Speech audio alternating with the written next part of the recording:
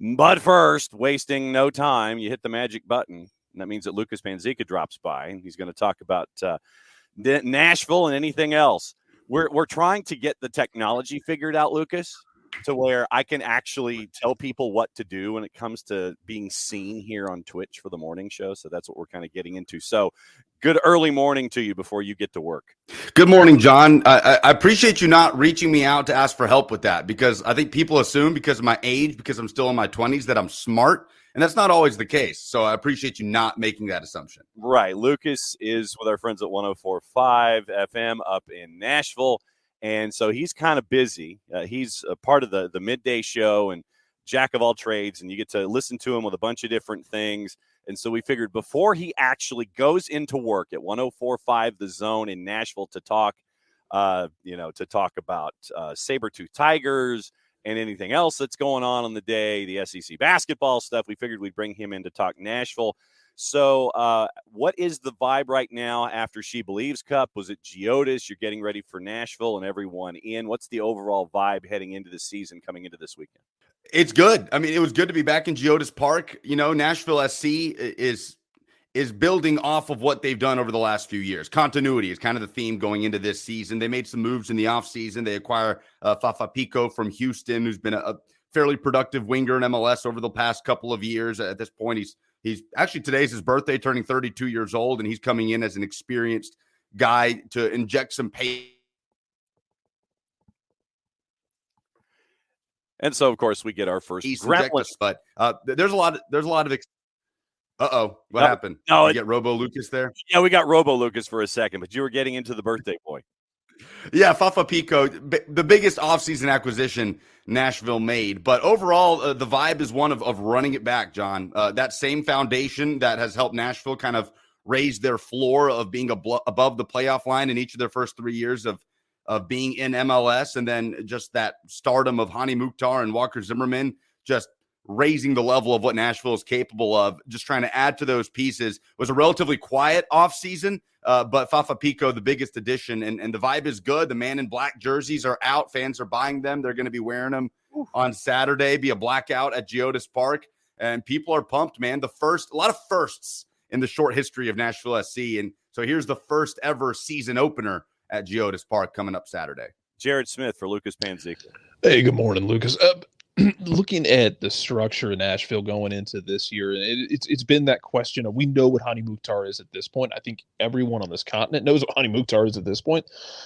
What's just the level of excitement in terms of getting a strike partner with him? It's someone up top who can, fill that void that Akiloba didn't hit the heights that people wanted him to, but the excitement of, if you get someone to hit those heights, what Nashville could be.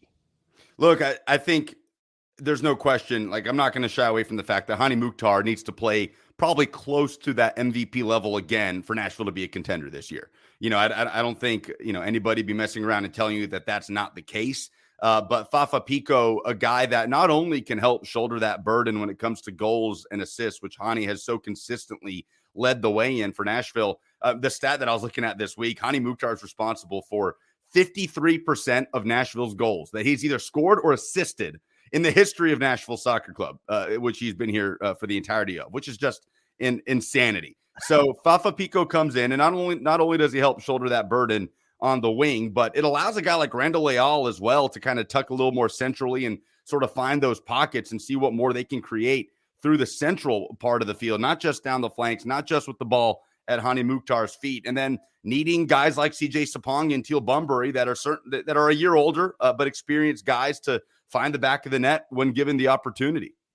All right, and so now Nashville is also back in the Eastern Conference, so you get all your rivalries back. You're back with Atlanta. You're back with Nashville. You're back in the Eastern Conference after time in the West. How does that sit with everybody? Yeah, look, the Western Conference was a bit of a challenge for Nashville last year, especially at the start. I mean, Geodis Park opened up May 1st, so the first 8 games of the season, Nashville's on the road. A lot of those games were on the West Coast. They were in San Jose. They were in Portland. They were in Seattle. So it was tough. It was like this 8-game preseason, but it wasn't a preseason. Every game counted. The points counted just as much as the home games. But still, it felt like, in a way, it felt like May 1st was the okay, now the season feels like it's getting started for Nashville SC after being on the road for, over 2 months. But back in the Eastern Conference, I think there is a little bit of a level of comfort there. They're really familiar with a lot of the opponents. Feels like Nashville and Atlanta have gone head-to-head plenty of times, despite the fact that they haven't shared a conference. Obviously, there was the Open Cup matchup last year that added a game, but Orlando City and Nashville have had battles. They played in the Open Cup last year as well, a thriller that went to extra time, and Orlando City obviously ends up winning. They go on to win the whole thing. So Nashville sort of maintained these relationships with these Eastern Conference clubs, and it feels like in a way they're kind of picking up where they left off. But the Eastern Conference is fascinating this year because when you look at contenders right now, it's sort of Philadelphia Union and everybody else, right? As far as what you know about these teams, but anything can happen. NYCFC, Nashville's opponent on Saturday, with all these new pieces, something could click there and they could sort of uphold that standard that they've managed to have since the beginning, really, despite all the moving parts and the turnover they've had on their touchline and on the field. So the Eastern Conference is really fascinating, but there's no doubt that it makes things a little bit easier from a traveling perspective for Nashville as well. Yeah, I was about to ask. Like, it's that thing with MLS that other leagues don't. Most other leagues, some do. Most of them don't have to deal with just traveling 2,000 miles to play a season game. Yeah. No big deal. In Europe, they make a big deal about that. In Champions League, we had to travel 1,500 miles for the first leg. Okay, that's called Tuesday here. How many time zones? Yeah. Yeah. To the point of those rivalries, you talked about Atlanta and Nashville have a rivalry. I mean, we know about it. Going back to some heartbreaking games for the people in Atlanta. How does that rivalry feel for Nashville fans with Charlotte? And you're going to see Charlotte more now. We know about the Orlando thing. I mean, how strong is it for the likes of a Cincinnati team that should be better and are geographically closer than I think people realize, and through their past are closer? I think when you're trying to build a rivalry, the only thing in my mind that can really build the rivalry from the roots on up is just games and dramatic games over the course of a number of years, right? And Nashville has that with Cincinnati more than anybody else, going back to the USL days. That was a really heated rivalry in the USL days of Nashville SC and FC Cincinnati, and that's obviously carried over, and they're back sharing a conference. So I'd say that's kind of at the top of the list especially for the Nashville SC fans that have been around since the USL days in Music City. And it's certainly more intriguing now with Cincinnati and the huge step that they took last year and the raised expectations going into 2023 with Noonan in there still getting his feet under him and trying to just raise that level after 3 just horrendous seasons up there in the Queen City. But there's no doubt that Atlanta is a big part of that too. And there is history tied in there.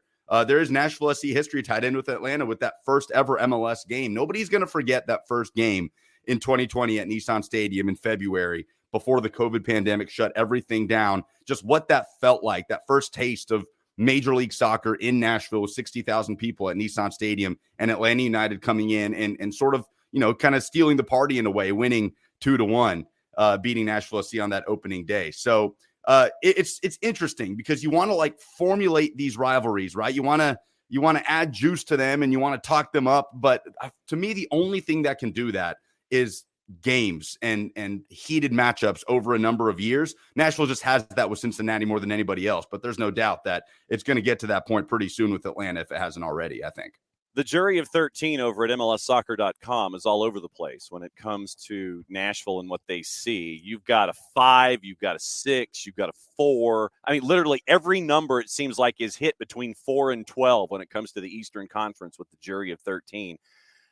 10, 11, 12, that seems a little dark for me. I know the expectations for Gary Smith and Nashville are always pretty high. How in the revisited Eastern Conference are you looking at Nashville coming into this season? I'm looking at the continued floor of being a playoff team. I think that's the absolute baseline expectation for Nashville SC. With this foundation, with some of the star power they believe they have at every level, especially with Hani Mukhtar and Walker Zimmerman, there's no question that the expectation should be to get into the playoffs. And then from there to see what happens. And then at that point, it's about, can they find some added depth? Can they find some secondary scoring this year that maybe they didn't find as much of last year with how the Ake Loba situation turned out? Those are the questions that we, are yet to be answered. I don't know what that's going to look like in October, I know that right now it's the preseason. It's been a really positive preseason for Nashville. They beat Philadelphia Union. They beat FC Cincinnati. And I know it's preseason and there's trialists on the field and all of those things, but the vibes are really good at the moment, as they are probably for most MLS teams going into the start of the season. But there is no doubt, John, the expectation for this team is to be above the playoff line. Now, how comfortably above the playoff line, that's just up to who you ask, whether it's media or fans or members of the club. But there is no doubt everybody will be on the same page that Nashville fully expects to be in the postseason and pushing for, home playoff games in the Eastern Conference. As far as looking at this roster construction, for those of us who don't follow it every day, if we would like to appear smart to other people, who are some kind of under the radar guys? We know the stars of Nashville. Who are some of the under radar guys who we should be keeping an eye on who could really pop off this year for Nashville?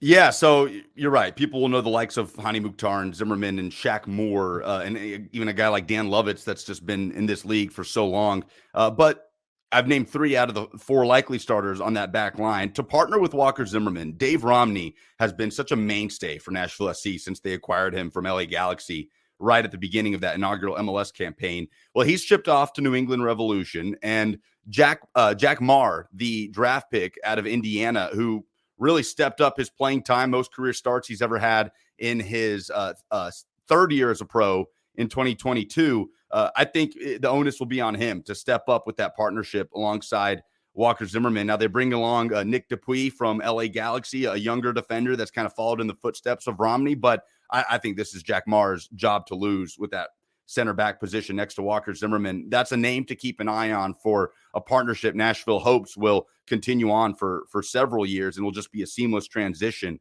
And other than that, this team is interesting because there's so many veterans across the board. So I don't need to tell you about who Dax McCarty is. I don't need to tell most people about Anibal Godoy, with all the years he spent in San Jose and in this league and with Panama's national team. So really, I'd stick with Marr on the back line if you're looking at younger guys that people are still getting to know in this league. And then on the left side, at least I believe he'll play on the left side, Jacob Schaffelberg, who they got on loan from Toronto last year with the option to buy, and they go with that option. He's with Nashville for the next few years. Young, pacey winger on the left side that really injected a spark. Toronto just, with all the star power they signed over from Europe, they offload Schaffelberg to Nashville, and Nashville were the beneficiaries of that. And now with the continuity of his first preseason in Music City, I think Schaffelberg will play a huge role in Nashville's attack this year, just crashing down the left flank. All right, another couple of minutes here with Lucas Panzica at 104.5 The Zone in Nashville as we catch up on Nashville, kind of going rapid fire around the league today with all of our guests. You mentioned the playoffs, and I don't think we can let any of our guests go today without asking about what you think about the new playoff format, turning very, very NBA-ish with an 8-9 play-in game and the rounds of 3 and then only going solos all the way through. When that broke, what were your initial thoughts on the new playoff format? I was torn on it because, understanding from the jump that it's a situation with Apple TV, right? Wanting more playoff games and just part of that whole deal. So there's a part of me that feels like, okay, it's just kind of a necessary thing. And then there's another part of me that feels like it's like changes to make changes. Like who's asking for this, right? Who's asking to expand the number of teams that make the postseason, especially for, so many franchises out there and so many probably frustrated fan bases across the league that feel like there's too much leadership in MLS that says, okay, made the postseason. Good job, everybody. Right. And then on to the next. Now you just expand the number of teams that can feel that way. And that's not to say everybody feels that way. Teams want to win, but certainly ambitions differ in any league, in any sport in the United States. And so maybe the amount of frustrated fan bases in that aspect will uptick for those teams that just slide into that 8 and 9 spot year in and year out and are good with it because they made the playoffs and that was the goal going into the season. So I'm torn on it. I mean, what was y'all's initial thoughts? There you go. All right, that's it. You don't need to tell. You really don't need to say anything else. I'm very much a fan of 2 legs in my conference semifinals and my conference finals. I'm okay if you want to get weird and have 2 legs in the final. I'd be cool with it. But yeah, I don't love one-off games just because I like the I like the feeling and the drama of that's 90 minutes down. Oh, we have to do this again Right. in another building, in another hostile situation. We were discussing yesterday that with the 3 games, if these go to 3 games in that first round, take the over on cards, because after seeing each other 3 times in a row, they're going to want to kill each other. No doubt. No doubt. I mean, let's look at some silver linings, right? Let's say you get let's say you get an El Trafico with that 3-game matchup. Like, who wouldn't want to see that, right? Like that. So there are certain ways that it can play out that you're like, okay, let's buckle up. This is going to be fun.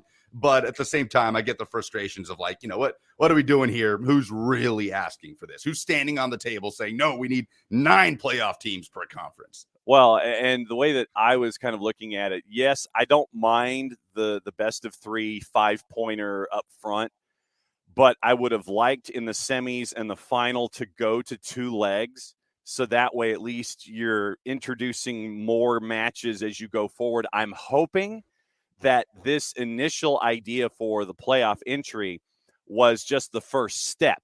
And they didn't want to just jam all of these games in at once and go, okay, we're going to go best of 3. And this is the week before the season, is the week of the season starting. We're going to go best of 3 in the first round. Then we're going to get 2 games, a home and away in the semifinals and the finals. And we're going to have, 1 at the end. I mean, coaches would be, pulling what's left of their hair out if they saw a maximum of, say, 8 games in a postseason to go with a regular season, to go with the Leagues Cup, to go with an Open Cup. And you're getting this information now.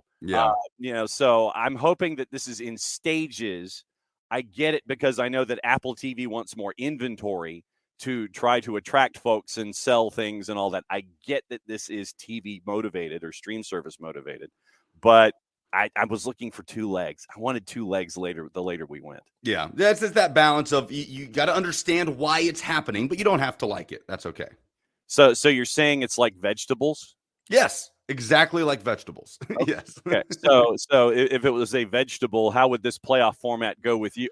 For if you're at a restaurant and you're forced to have something on your plate, what is Lucas Panzica staring at on that plate? And he's going to sit there and go, yeah, I don't know. I may not eat it, or if I'm going to eat it, I'm not going to like it. You're asking the wrong guy there, because there is nothing on that list for me. Like, there is literally nothing. I love my vegetables, John. I love it. I mean, it is not a matter of like me, like, yeah, I eat my vegetables. What, you don't eat your vegetables? Like, no, it's just whatever you put in front of me, I'm going to eat it. If you're putting spinach in front of me, Brussels sprouts, broccoli, it doesn't matter. Or just like a 13-ounce steak with nothing else, that's fine too. You might have the wrong audience for a question like that, because whatever you put in front of me or whatever you say, I would look at and I'd be like, you're going to eat that? Wow, man. Jarrett, we have come across part of the younger generation that's going to be eating anything that's put in front of them. Yeah, you work with one every day, bud. I work with 2 folks that are younger. All right, Lucas, time. No. I mean, you work with people who will eat just about anything put in front of them. I will work with folks that will eat. Okay, Lucas, time for the plug. Thanks for coming on with us.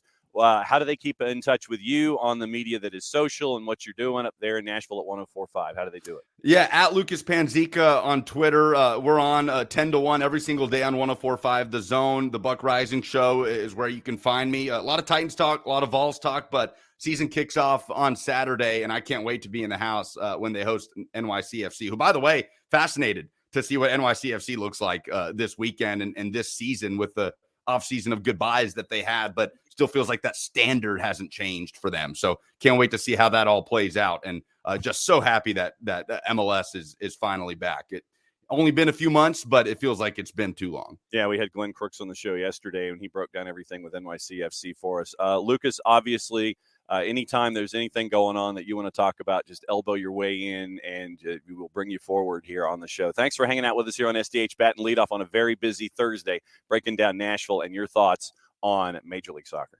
Guys, so glad to do it anytime, and look forward to seeing you guys in Music City in a couple of months.